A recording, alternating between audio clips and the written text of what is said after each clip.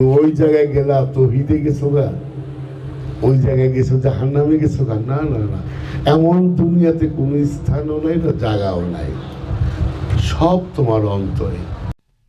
তার মানে উনি বলতে চাচ্ছে দুনিয়ায় ভালো জায়গা বা খারাপ জায়গা বলতে কিছুই নেই, সবকিছু মনের ব্যাপার। মন ঠিক থাকলে সব ঠিক।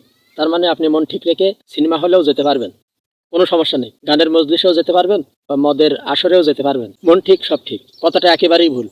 দুনিয়ার ভিতরে আল্লাহ তাআলা বলেন হাব্বুল বিলাদি ইলাল্লাহি মাসাজিদুহা, যে সব থেকে ভালো জায়গা মসজিদ। ওয়াবগজুল বিলাদি ইলাল্লাহি আসওয়াকুহা, এবং সব থেকে খারাপ জায়গা হলো বাজার। সহজ একটা বিষয় চিন্তা করে দেখেন, আপনার মসজিদের ইমাম সাহেব যদি সিনেমা হলে যায় আর আপনি যদি সেটা জানতে পারেন, তাহলে তার পিছনে নামাজ পড়বেন?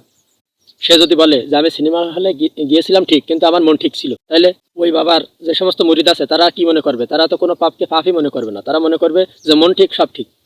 এই জন্য এই সমস্ত বিভ্রান্ত কথায় আপনারা বিভ্রান্ত হবেন না। কোরআন হাদিসের সঠিক ব্যাখ্যা যে দেয় সেখান থেকে আপনারা যেটা জানা জেনে নেবেন এবং সেই অনুযায়ী আমল করবেন। কাউকে অন্ধবিশ্বাস করবেন না। ইসলামের ভিতরে কোনো অন্ধবিশ্বাস নেই, এটা সবসময় মাথায় রাখবেন। ইসলামের ভিতরে কোনো অন্ধবিশ্বাস নেই। আমি ওনার একটা কথার জবাব দিচ্ছিলাম, হঠাৎ করে দেখি একটা মেয়ে তার সামনে বসা। আমি জানি না এটা তার নিজের মেয়ে কিনা। তার নিজের মেয়ে যদি হয় তাহলে কোনো সমস্যা নেই। তাহলে এইখানে সমস্যা আর একটা আছে, সেটা হলো তার নিজের মেয়েকে অন্য পরপুরুষের সামনে সে কিন্তু বসায় রাখছে। এটা কিন্তু সরাসরি পর্দার হুকুমের খিলাফ করতেছে। এর মানে হলো সে একটা ফরজ কাজকে বাদ দিচ্ছে। পর্দা করা ফরজ, সেই ফরজ কাজকে বাদ দিচ্ছে। আর যদি ওই মেয়েটা তার নিজের মেয়ে না হয়, তাহলে অন্য একটা বেগানা নারীর সামনে সে কিভাবে বসে কোরআন হাদিসের কথা বলে? আপনারাই বলেন। এই জন্য বলে অল্প বিদ্যা ভয়ঙ্কর।